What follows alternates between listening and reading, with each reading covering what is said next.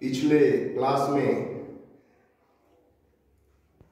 हम लोगों ने शैशवावस्था इन्फेंसी के बारे में अध्ययन किया था, जो स्टेजेज ऑफ ह्यूमन डेवलपमेंट के अंतर्गत आता है शैशवावस्था। और इसके उपरांत आज इस कक्षा में हम लोग बाल्यावस्था अर्थात चाइल्डहुड के बारे में अध्ययन करेंगे। बाल्यावस्था टॉपिक लिख दें।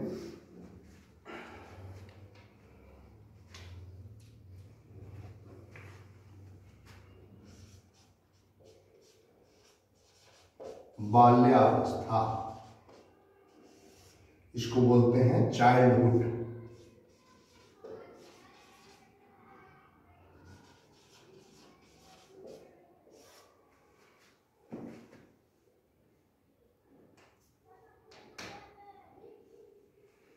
शैशवावस्था में हम लोगों ने अध्ययन किया था कि शैशवावस्था बालक के जन्म से शुरू होकर 5 या 6 वर्षों तक रहती है, ये शैशवावस्था। लेकिन आज जो हम लोग बाल्यावस्था के बारे में अध्ययन करेंगे, तो बाल्यावस्था को पहले हम यह जाने कि यह अवस्था शैशवावस्था के उपरांत अर्थात यह अवस्था 5 या 6 वर्षों से प्रारंभ होकर 11 या 12 वर्षों तक चलती है। अर्थात 5 या 6 वर्षों से 11-12 वर्षों तक चलने वाली अवस्था को हम बाल्यावस्था के नाम से जानते हैं। बाल्यावस्था, यह अवस्था बालक के विद्यालय जीवन का प्रारंभ होता है। इस अवस्था में बालक विद्यालय जाना प्रारंभ कर देते हैं। बालक के माता पिता विद्यालयों में इनका दाखिला करा देते हैं। तो यह विद्यालय जीवन का प्रारंभ है और यह अवस्था शैशवावस्था के उपरांत की अवस्था है। अब हम इसके अंतर्गत भी जैसे शैशवावस्था का स्टेप लिए थे, शैशवावस्था के स्टेप में हम लोगों ने चर्चा किया था कि पहले हम लोग शारीरिक विकास लिए थे, फिर हम लोग बौद्धिक विकास, जिसे मानसिक विकास नहीं कह सकते हैं, बौद्धिक या मानसिक विकास लिए थे, फिर सामाजिक विकास लिए थे, फिर सामवेगिक विकास लिए थे। तो बाल्यावस्था में भी इन सभी स्टेप्स को हम लोग फॉलो करेंगे। सबसे पहले हम लोग लेंगे बाल्यावस्था में शारीरिक विकास।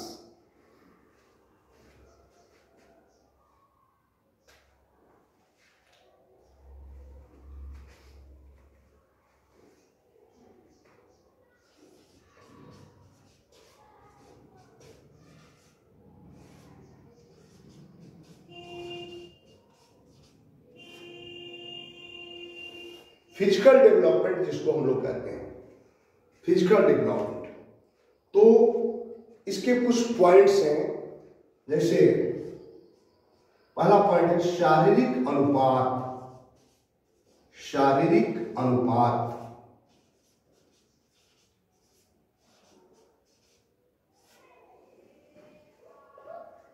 दूसरा है मांसपेशियों का तालमेल। मांसपेशियों का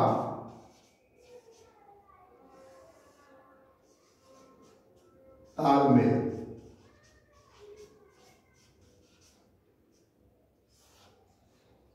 तीसरा है नए दांतों का निकलना। नए दांतों का निकलना,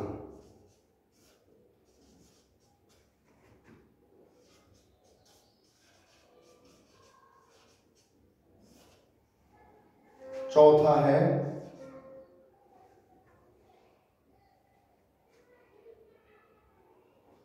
है भार और कद में,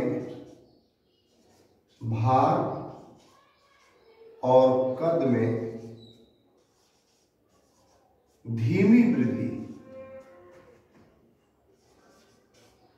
धीमी वृद्धि।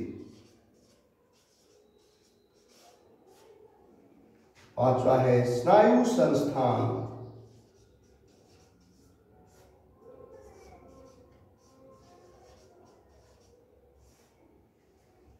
आदि। ये मुख्य बिंदु जो हम लोग चर्चा किए थे शैशवावस्था में भी उससे लगभग मिलता ही जुलता है, लेकिन शैशवावस्था में ये इन सारी चीजों का विकास थोड़ा तेज गति से होता है और इसमें बाल्यावस्था में थोड़ा रफ्तार धीमी होना शुरू हो जाता है।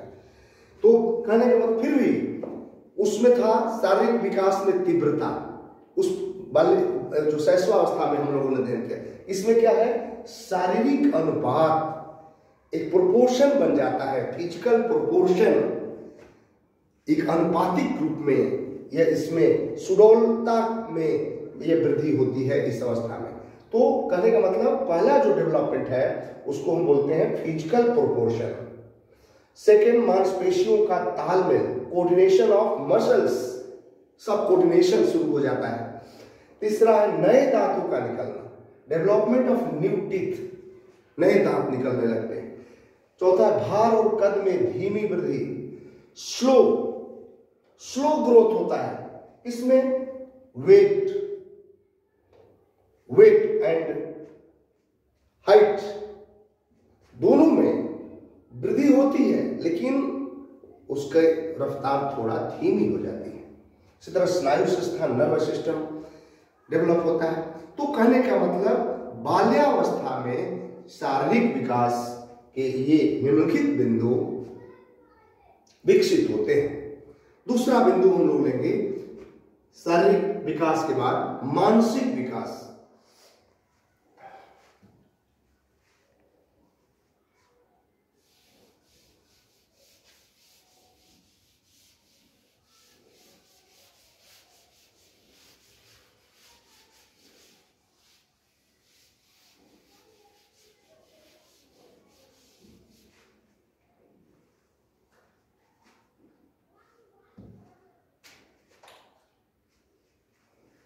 मानसिक विकास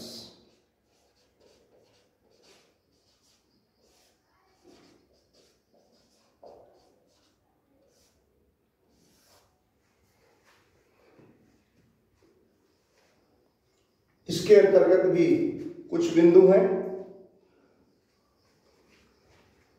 जैसे पहला बिंदु है शब्दावली का विस्तार। शब्दावली का विस्तार। दूसरा है दूसरों द्वारा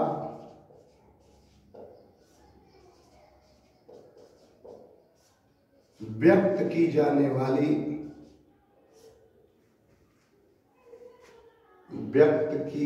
वाली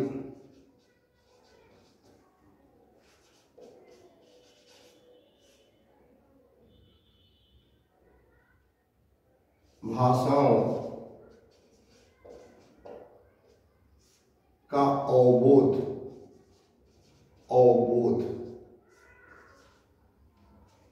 तीसरा वाक्य निर्माण।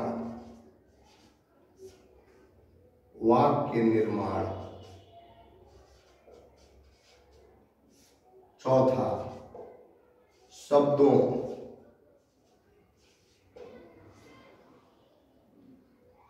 शब्दों के उच्चारण में अनुतान। ये मानसिक विकास जो है ये भाषा का विकास के अंतर्गत ये आती है। भाषा का विकास।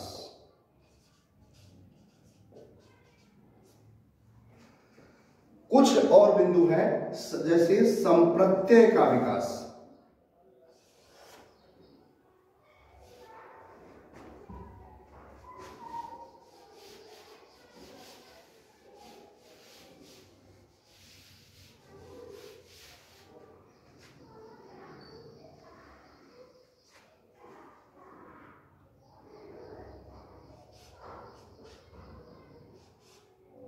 गीला पर कम चलता है। संप्रत्यय का विकास।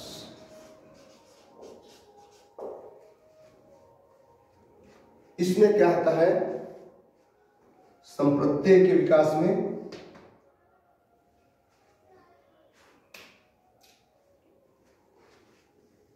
इसमें पहला है सामान्यीकरण की प्रवृत्ति। सामान्यीकरण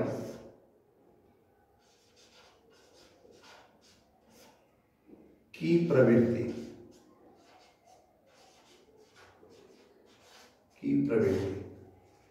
दूसरा है संकेतों को समझने की प्रवृत्ति। संकेतों को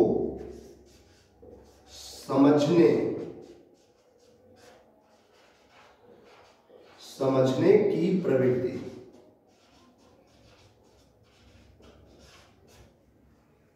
तीसरा बिंदु है दूसरों के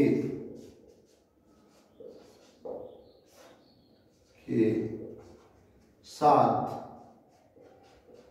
उसके बौद्धिक धरातल पर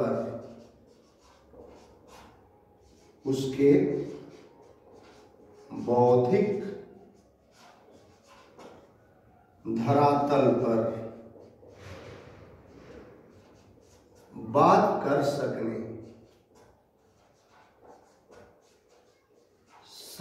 की क्षमता।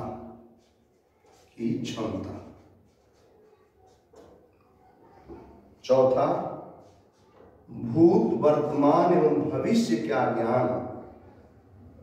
भूत वर्तमान एवं भविष्य का ज्ञान। नेक्स्ट, अपने और पराये में भेद कर सकना।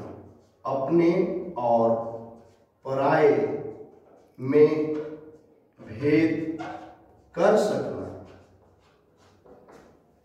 आदि ये सारे बिंदु हैं। तो कहने का मतलब है मानसिक विकास के अंतर्गत हम लोग दो चीज, भाषा का विकास और संप्रत्यय का विकास। संप्रत्यय जो लिखे थे पहले, संप्रत्यय का विकास, दो बातें ये संप्रत्यय के अंतर्गत आ गया। तो भाषा का विकास में शब्दावली का विस्तार क्या होता है, बालक जो है बहुत सारे तत्सम शब्दों को, तद्भव शब्दों को, विलोम शब्दों को, पर्यायवाची शब्दों को याद करने लगते हैं और याद करके उनके पास शब्दावली का भंडार बढ़ता जाता है। तो इस अवस्था में, और जब शब्दावली का भंडार बढ़ेगा, उसका निश्चित है कि मानसिक विकास भी होगा, क्योंकि शब्द बढ़ेंगे तो उसका प्रयोग भी बढ़ेगा, तो शब्दावली का उसके पास विस्तार होने लगता है। दूसरा है दूसरों द्वारा व्यक्त की जाने वाली भाषाओं का अवबोध उसमें होने लगता है। उस अवबोध में समझने लगता है, अंडरस्टैंडिंग हो जाती है। दूसरे लोग क्या कह रहे हैं उस बात को भी वह समझने लग जाता है। तीसरा है वाक्य निर्माण। जब शब्दावली बढ़ जाएगी, दूसरों के द्वारा बातों को समझने लगेगा, तो वो भी अपनी बात को कहने के लिए छोटे छोटे वाक्यों का निर्माण करने लगता है। वाक्य बना करके, छोटे छोटे वाक्य बना करके बोलने लग जाता है। तो वाक्य निर्माण की क्षमता भी उसमें डेवलप होने लगती है। इसी तरह शब्दों के उच्चारण में अनुतान, वह यह भी समझने लग जाता है कि कहां पर हमें माने भाषा में उतार चढ़ाव की जरूरत है, कहां तेज बोलना है, कहां धीमे बोलना है, किस बात पर जोर देना है, किस बात पर धीमे बोलना है, जोर नहीं देना है। माने शब्दों के उच्चारण के अनुतान अर्थात उतार चढ़ाव को वह समझने लग जाता है। तो ये है ये भाषा के मानसिक विकास के अंतर्गत दो चीज का विकास, भाषा का विकास और संप्रत्यय का विकास। तो भाषा के विकास के अंतर्गत ये बिंदु उसका डेवलप होता है। अब बचा संप्रत्यय का विकास। संप्रत्यय का विकास में जैसे पहला बिंदु है सामान्यीकरण की प्रवृत्ति, जनरलाइजेशन पहले उसमें रहता है। जैसे सामान्यीकरण क्या है? जैसे एक छोटा बच्चा अभी पहले बार अगर वह एक बिल्ली को देखता है और एक कुत्ते को देखता है तो दोनों को एक ही चीज समझ जाता है। बिल्ली को भी बिल्ली बोलता है और कुत्ते को भी बिल्ली ही बोल देता है। लेकिन जब उसका विकास होता है इस अवस्था में, जब बाल्यावस्था में उसका विकास, जब मानसिक विकास होने लगता है तो वो दोनों में भेद करना सीख जाता है कि ये विशेषता होगी तो ये बिल्ली होगा, ये विशेषता होगी तो ये कुत्ता होगा। तो ये जनरलाइजेशन उसमें डेवलप हो जाता है। तो इस अवस्था में सामान्यीकरण की प्रवृत्ति, जनरलाइजेशन टेंडेंसी डेवलप हो जाती है। दूसरा है संकेतों को समझने की प्रवृत्ति, संकेत को भी समझने लगता है। शुरू में बच्चा, जैसे हमको गिनती सिखानी तो हम कहेंगे 2 + 2 = 4 होता है तो उसको नहीं समझ में आएगा। ऐसे 2 आम ले आकर रख दिए, इधर भी 2 आम रख दिए, कहे कि अब कुल कितने आम हुए गिनो, तो 2 आम और 2 आम जोड़ के 4 आम हो गए। तो पहले संकेत दे करके उसको हम उसके मानसिक विकास को आगे बढ़ाते हैं। फिर हम आम हटा लेते हैं और सीधे पूछते हैं 2 + 2 = कितना होता है, तो बच्चा समझ जाता है और उत्तर देने लग जाता है कि 4 हुए। कहने का मतलब कि इस अवस्था में बालक संकेतों के माध्यम से एक कंसेप्ट को यानी संप्रत्यय को डेवलप कर लेता है। तो दूसरा बिंदु भी है संकेतों को समझने की प्रवृत्ति। तीसरा है दूसरों के बौद्धिक धरातल पर जाकर उसके साथ बातचीत कर लेना। मैंने बड़े लोग के साथ, बड़े लोग का बौद्धिक धरातल ऊंचा होता है, बालक का बौद्धिक धरातल अभी नीचा होता है, लेकिन संगत के प्रभाव से बड़े लोगों के बौद्धिक धरातल पर भी वो जाकर बात करना धीरे धीरे डेवलप करने लग जाता है। तो इस अवस्था में दूसरों द्वारा व्यक्त की जाने वाली भाषाओं को भी संबंध कर अवबोध करने लगता है, समझने लगता है। इसी तरह भूत, वर्तमान एवं भविष्य तीनों का ज्ञान, भूत बीती हुई बातें, वर्तमान अभी की बातें और भविष्य फ्यूचर कल की बातें, सबकी अवधारणा को, सबकी कंसेप्ट को वह धीरे धीरे समझने लग जाता है। तो भूत, वर्तमान एवं भविष्य इसका भी वह अनुमान लगा लेता है। खुद की घटनाओं को, वर्तमान की अवधारणा को, भविष्य की अवधारणा को सब समझने लग जाता है। तो इसके बाद अपने और पराये में भेद करना, नेक्स्ट पॉइंट है अपना, कौन अपना है, कौन पराया है, किससे हमारे किससे खून के रिश्ते नजदीक हैं, किससे दूर के रिश्ते हैं। तो सारी चीजों को धीरे धीरे वो समझने लग जाता है। ये सारी बिंदु बालक के मानसिक विकास के अंतर्गत आते हैं। अब हम लोग नेक्स्ट लेंगे सामाजिक विकास, सोशल डेवलपमेंट।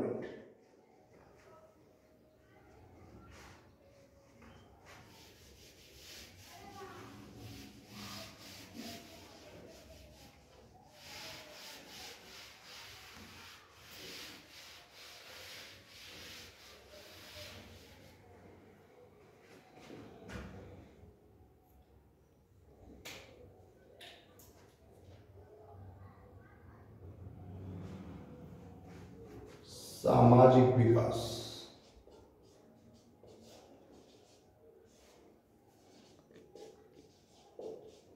सोशल डेवलपमेंट, इसके अंतर्गत भी कुछ बिंदु महत्वपूर्ण हैं। जैसे पहला है विद्यालय में समंजन, विद्यालय में समंजन। दूसरा है अभिभावकों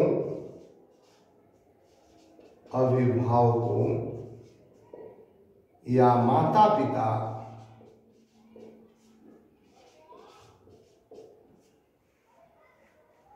से हटने की प्रवृत्ति, हटने की प्रवृत्ति। तीसरा है समूह में रहने की प्रवृत्ति,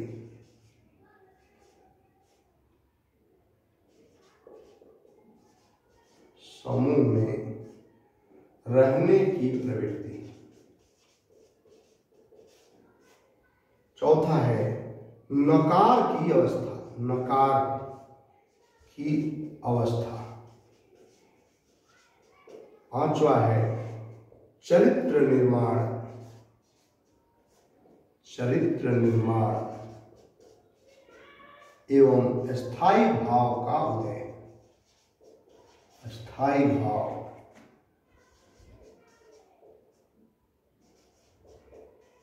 का उदय। ये बिंदु सोशल डेवलपमेंट के अंतर्गत आते हैं। पहला बिंदु है विद्यालय में समंजन।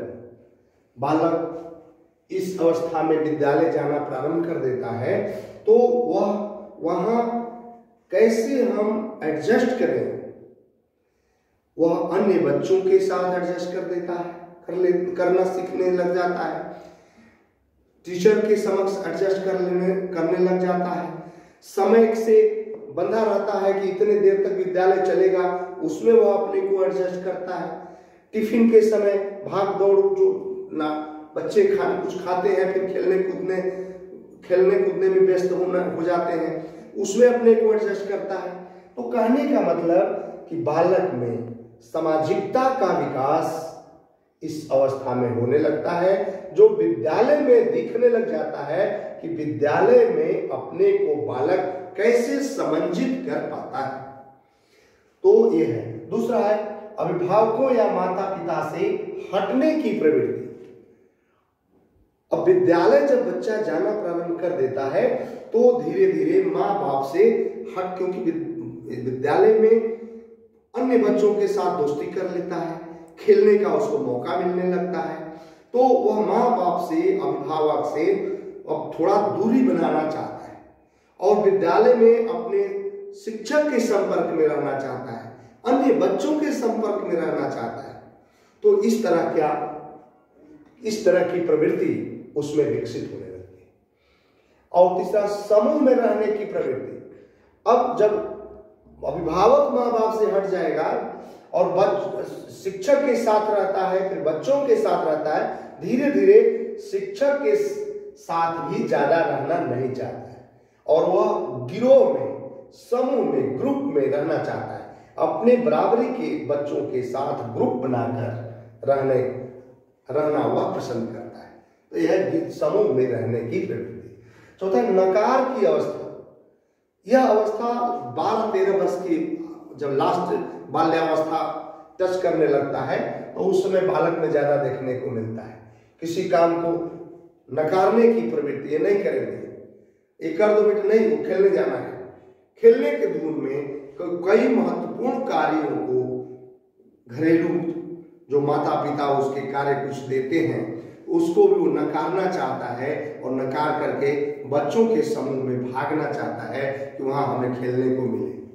तो नकार की अवस्था, उस चीजों को मना करने की अवस्था उसमें भी बाल्यावस्था के अंतिम चरण में पाई जाती है। और पांचवा है चरित्र निर्माण एवं स्थायी भाव का उदय। कैरेक्टर बिल्डिंग भी वो चाहता है, चरित्र निर्माण के हमको कोई खराब भी न कहे, इसकी भी टेंडेंसी उसमें होती है। और क्योंकि उसमें अन्य बालक से नीचा दिखाना, अन्य बालकों के सामने उसको बेइज्जती करना, इसको वो लाइक नहीं करता, पसंद नहीं करता। वो चाहता है कि मेरे चरित्र का माने अच्छाई में वर्णन हो, बुराई में नहीं। इसलिए और अस्थाई भाव उसमें धीरे धीरे अपने परिवार के प्रति, अपने सम्मान के प्रति, अपने राष्ट्र के प्रति धीरे धीरे उसमें अस्थाई भाव डेवलप होने लगते हैं। तो ये है उसके सामाजिक विकास। तो ये अब हम लोग लेंगे सांवेगिक विकास।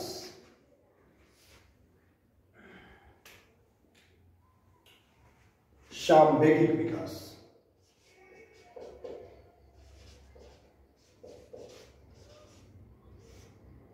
सांवेगिक विकास, इमोशनल डेवलपमेंट जिसको बोलते हैं, इमोशनल डेवलपमेंट। तो इसमें भी कुछ बिंदु हैं, जैसे पहला हम लेंगे भय, दूसरा लेंगे आकुलताएं,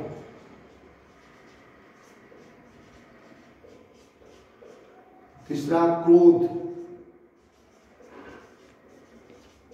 चौथा ईर्ष्या, पांचवा स्नेह, छठवां उत्सुकता आदि। ये सांवेगिक लक्षण बाल्यावस्था में भी बच्चों में देखने को मिलते हैं। पहला बिंदु जैसे हमने लिया भय, फियरनेस। बच्चे भय करते हैं इस उम्र में। किस चीज से भय? भूत का भय, प्रेत का भय। बच्चे अपने मम्मी या दादी या दादा के साथ सोते हैं और उनको बहुत रात देर तक जगे रहते हैं, डर और डिस्टर्ब करते हैं, सोते नहीं हैं, तो उसकी दादी या मम्मी या दादा का डराते हैं, है भाव सुत रह जाओ नहीं तो बुढ़िया आ जाएगी, और बुढ़िया के डर से वो बुड़ुक की अपना सो जाता है। या कहते हैं कि भूत आ जाएगा। तो या रोड पर चलते हैं, सड़क पर चलते हैं, कार कुचल देगी, सीधे से चलो, तो कहने के बच्चों में भय समाहित हो जाता है। तो या आग के पास बैठता है तो आज जल जाओगे, ये मत छुओ, दिया मत छुओ। बच्चा क्या होता है, दिए की लहर को देखता है और पकड़ना चाहता है, तो कहने जल जाओगे। तो कहने का मतलब आग से जल जाने का भय, कार से कुचल जाने का भय, भूत प्रेत का भय, काल्पनिक, बहुत सारे काल्पनिक भय उसको सताने लगते हैं। इस उम्र में सांवेगिकता के अंतर्गत ये भय का विकास बालक में हो जाता है। दूसरा आकुलताएं, एनेक्सियस, बेचैनी जिसको बोलते हैं, एनेक्सियस। तो ये आकुलताएं में क्या होता है, जैसे विद्यालय जा रहे हैं, हम लेट हो रहे हैं, तो उसको बेचैनी बढ़ जाती है कि मैडम पिटाई करेंगी, अब हम लेट हो गए, या होमवर्क दिया नहीं किया, अब हम क्या जवाब देंगे। इस तरह की आकुलताएं, बेचैनी इस अवस्था में बालक में डेवलप होने लगती है कि हम काम नहीं किए, अब हमें पिटाई लगेगी। तो इस तरह से ये भी सांवेगिक लक्षण उसमें दिखने लग जाते हैं। तीसरा क्रोध। क्रोध भी बालक में, जो बाल्यावस्था की हायर स्टेज में प्राय देखने को मिलता है, 10-12 वर्ष की जब अवस्था होती है बालक की, तो उस समय इसमें क्रोध, और क्रोध की अवस्था, क्रोध में लड़कियों में प्राय ज्यादा देखी जाती है। दोनों लड़कों की तुलना में लड़कियों में को जब क्रोध आता है तो वो क्या करते हैं कि अपने आसपास के सामान को तोड़ देती है, आसपास के सामान को पटक देती है, फेंक देती है, लात मार देती है। और ऐसी अवस्था में बालक जो होते हैं, लड़के जो होते हैं, वे विक्षुब्ध नजर आते हैं, मौन धारण कर लेंगे, गुस्सा आ जाएंगे, मुंह फुला लेंगे, इस तरह की प्रवृत्ति बालकों में। लेकिन लड़कियां सामान फेंक देंगी, तोड़ देंगी, इस तरह की प्रवृत्ति प्रायः देखने को मिलती है। माने क्रोध भी देखने को मिलता है, ये लक्षण भी बाल्यावस्था में दिखते हैं। ईर्ष्या, बालक अगर परिवार में, अपने परिवार में है, तो भाई बहन के साथ ईर्ष्या, डाह, जलन, उसको ये हो गया, हमको नहीं मिला, ये नहीं, उसको मिल गया, हमको नहीं मिला। या विद्यालय में भी रहते हैं तो सर जी उसको ये शाबाशी दिए, हमको नहीं दिए, हमने भी ये जवाब दिया, हमको शाबाशी नहीं दिए। मैंने कहने का मतलब कि आपसी ईर्ष्या भी का भाव भी उनमें देखने को मिलता है। फिर स्नेह, बालक अपने प्रति स्नेह की भावना रखते हैं और दूसरों के प्रति भी वे स्नेह करते हैं। लेकिन स्नेह में अगर उस समाज में उन्हें कोई व्यक्ति गोद उठा लेता है और तो उसको मन ही मन बालक चिढ़ता भी है कि नहीं उठाइए, नहीं हम ऐसे ठीक है। तो लेकिन फिर भी ये उसको समझ आता है कि हम स्नेह दे रहे हैं, हमें प्यार दे रहे हैं, तो वो खुश भी होता है और दूसरों को भी वो स्नेह देना चाहता है। तो स्नेह का भाव भी उसमें डेवलप हो जाता है। और उत्सुकता, हर चीज को खोजने की उत्सुकता, नए चीजों को जानने की उत्सुकता। हम लोगों ने सुना होगा कि एडिसन जो था, क्लास में पढ़ाई चल रही थी, टीचर पढ़ा रहे थे और पीछे बैठता था और पीछे बैठकर धीरे धीरे कुछ न कुछ बनाता रहता था और धीरे धीरे बाद में आगे चलकर बल्ब का आविष्कार कर दिया। तो बालक में कुछ नया करने की उत्सुकता होती है। अब किस क्षेत्र में वो नया करना चाहता है और उस क्षेत्र के अनुरूप उसे वातावरण यदि मिल जाता है तो उसमें वो आगे डेवलप कर जाता है। और नहीं मिलता है, विरोध होने लगता है, डांट फटकार मिलने लगती है अभिभावक की, शिक्षक की, तो फिर उसकी उत्सुकता पर धीरे धीरे कम हो जाती है, दब्बू स्वभाव का हो जाता है। तो बालक में नया कुछ करने की जिज्ञासा होती है, नया कुछ खोजने की जिज्ञासा होती है, वह कुछ करना चाहता है। जरूरत है उसके अनुरूप हमें वातावरण देने की, हमें उसके अनुरूप उसे ढालने की। अब हम कहाँ तक दे पाते हैं हमारे ऊपर है, लेकिन ये भाव उसमें विकसित होता है। तो ये सामूहिक विकास के अंतर्गत ये निम्नलिखित बिंदु स्पष्ट होते हैं उस बाल्यावस्था में। तो अब हम लोगों ने जो अध्ययन किया, सीधे तौर पर स्पष्ट है कि बाल्यावस्था 5 या 6 वर्षों की अवस्था से शुरू होकर 11-12 वर्षों तक रहती है और इस अवस्था में बालक विद्यालय जाना प्रारंभ कर देते हैं। यह विद्यालय जीवन के प्रारंभ की अवस्था है।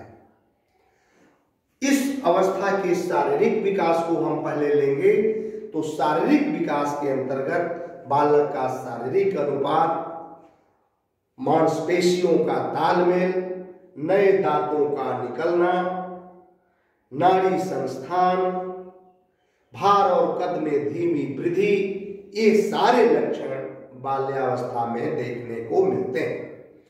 दूसरा बिंदु हम लेंगे मानसिक या बौद्धिक विकास। मानसिक विकास का अर्थ ही है बौद्धिक क्षमता का विकास। और इस अवस्था में हम 2 चीजों का विकास की बात करते हैं, भाषा का विकास और संप्रत्यय का विकास। भाषा के विकास के अंतर्गत बालक में शब्दावली का विस्तार हो जाता है। तत्सम शब्द, तद्भव शब्द, पर्यायवाची शब्द, विलोम शब्द, ये सारे शब्द, उसके सारे शब्दों के भंडार में बालक में वृद्धि होने लगती है। तो शब्दावली का विस्तार हो जाता है। दूसरा होता है शब्दावली का विस्तार हो तो दूसरे द्वारा व्यक्त की जाने वाली बातों का अवबोध करने लगता है, वाक्य निर्माण करने लग जाता है, भाषा में के उच्चारण में अनुतान सीख जाता है, उतार चढ़ाव सीख जाता है। तो ये भाषा के विकास के अंतर्गत ये बिंदु महत्वपूर्ण है। संप्रत्यय के विकास के अंतर्गत बालक में सामान्यीकरण की प्रवृत्ति विकसित हो जाती है, यानी कुत्ता को कुत्ता से जान जाता है, बिल्ली को बिल्ली जान जाता है, ये सामान्यीकरण करने लग जाता है। संकेतों को समझने की प्रवृत्ति, संकेत समझने लगता है, 2 आम और 2 आम 4 आम, तो अब बाद में आगे चलकर 2 + 2 4 जानने लग जाता है। फिर दूसरों द्वारा व्यक्त की जाने वाली भाषाओं का अवबोध करने लग जाता है। भूत, वर्तमान और भविष्य के काल का भी वह अवबोध करने लग जाता है। अपने और पराये में भेद करने लग जाता है। तो ये 2 बिंदु मानसिक विकास या बौद्धिक विकास के अंतर्गत भाषा का विकास और संप्रत्यय का विकास। इसको एक पियाजे विद्वान है, पियाजे ने बालक के मानसिक विकास को 4 भागों में बांट करके अध्ययन किया है, 4 भाग में। तो पहला अवस्था उन्होंने जो बताया संवेदी परक अवस्था, दूसरा पूर्व संक्रियात्मक अवस्था, तीसरा मूर्त संक्रियात्मक अवस्था और चौथा रूप संक्रियात्मक अवस्था। ये 4 भागों में पियाजे ने बाल्यावस्था के मानसिक विकास को 4 भागों में बांटकर अध्ययन किया। संवेदी परक अवस्था यानी वस्तु स्थायित्व का गुण, कुत्ता कुत्ता बोलेगा, बिल्ली को बिल्ली बोलेगा, तो वस्तु स्थायित्व का भाव। इसके बाद पूर्व संक्रियात्मक, इसमें है सामान्यीकरण करना, भाषा सीखना, पूर्व संक्रियात्मक भाषा को सीखने लग जाता है। फिर है मूर्त संक्रियात्मक, संप्रत्यय को समझने लग जाता है। और तब है रूप संक्रियात्मक यानी परमानेंट, उसके दिमाग में लर्निंग हो जाती है, स्थायित्व आ जाता है। तो इन चारों भागों को जो पियाजे ने वर्णन किया है उसको हम मात्र बाल्यावस्था के मानसिक विकास में 2 भागों में ही बांट कर हम लोग अध्ययन कर सकते हैं। पहला भाषा का विकास और दूसरा संप्रत्यय का विकास, जिसके बिंदु को हमने स्पष्ट किया। तो हम लोग पहला पढ़ लिए बाल्यावस्था के शारीरिक विकास, दूसरा पढ़ लिए मानसिक विकास जिसके अंतर्गत भाषा का विकास और संप्रत्यय का विकास। अब तीसरा हम लोग सामाजिक विकास। सामाजिक विकास बाल्यावस्था में क्या होता है? तो सामाजिक विकास के अंतर्गत बालक विद्यालय में समंजन सीख जाता है, अभिभावकों या माता पिता से हटने की प्रवृत्ति उसमें हो जाती है, समूह में रहने की प्रवृत्ति आ जाती है, नकार की अवस्था आ जाती है और चरित्र निर्माण एवं कई स्थायी भाव का उदय होने लगता है। ये है सामाजिक विकास के अंतर्गत। और सांवेगिक विकास जो इमोशनल डेवलपमेंट है उसके अंतर्गत बालक के अंतर्गत भय विकसित होने लगता है, आकुलताएं विकसित होने लगती है, क्रोध विकसित होने लगता है, ईर्ष्या, स्नेह, उत्सुकता, ये सारे लक्षण बाल्यावस्था में देखने को मिलते हैं। अब रही बात कि बाल्यावस्था में बच्चों को पढ़ाएं कैसे, शिक्षा की व्यवस्था कैसी हो, यह मुख्य बिंदु है कि शिशु को बालक को शिक्षा की व्यवस्था किस तरह से की जाए। तो इसके लिए विद्वानों ने अपना मत व्यक्त किया है कि विद्यालय के वातावरण को खुला रखा जाए। विद्यालय में बच्चों को कुछ आजादी भी दिया जाए, वातावरण खुला रखा जाए और विद्यालय का वातावरण अन्वेषणात्मक हो, यानी अन्वेषण परक, यानी बालक को नए नए चीजों को खोज करने का अवसर उपलब्ध हो। इस पर विद्वानों ने जोर दिया है।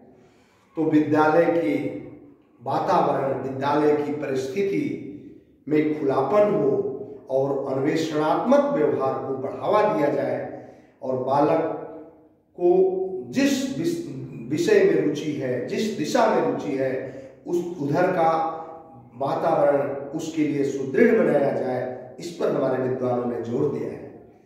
और क्या किया जाए? इसके अलावे पाठ्यक्रम में विविधता हो, हर तरह के पाठ्यक्रम, मैंने बताया अभी जो कि किधर भी बालक की रुचि है उस तरह के पाठ्यक्रम विद्यालय में उपलब्ध हो, पाठ्यक्रम में विविधता हो, शिक्षण विधि में विविधता हो,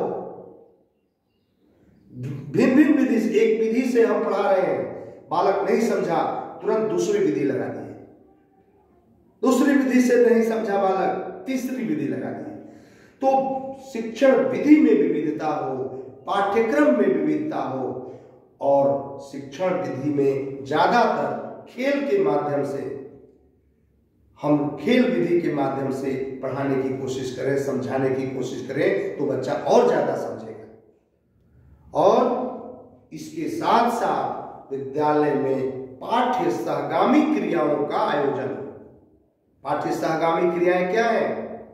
पढ़ाई के साथ साथ अन्य क्रियाकलाप भी जो विद्यालय में होने चाहिए, जैसे बालक को टूर ले जाना, बालक को गेंद खिलाना, बालक को क्रिकेट खिलाना, बालक को दौड़ कराना, बालक को हाई जंप, जिसको ऊंची कूद हम बोलते हैं, हाई जंप, लॉन्ग जंप, लंबी कूद, ये कराना, बास्केटबॉल खिलाना, वॉलीबॉल खिलाना, माने इंडोर गेम्स बहुत सारे हैं, लूडो, कैरम बोर्ड, इसकी भी व्यवस्था करना, अंताक्षरी कराना, ग्रुप गान कराना, नाटक कराना, बहुत सारे जो पढ़ाई के साथ साथ अन्य क्रियाकलाप चलाए जाने चाहिए विद्यालय में, वे यही है जिससे बालक का सर्वांगीण विकास हो।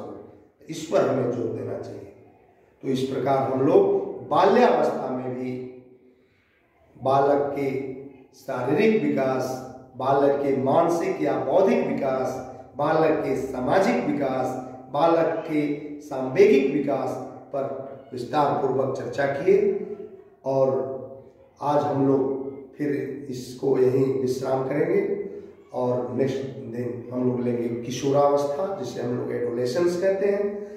आज हम लोग यहीं विश्राम देते हैं। शुरू में मैंने अपना परिचय नहीं दिया था, उसको आप लोग जान ही रहे हैं कि यह सिलसिला चल रहा है। मैं Virendra Pandey, department of education with Kunwar Singh university Ara, और आज हम लोग इस कक्षा को यहीं विराम देते हैं। धन्यवाद।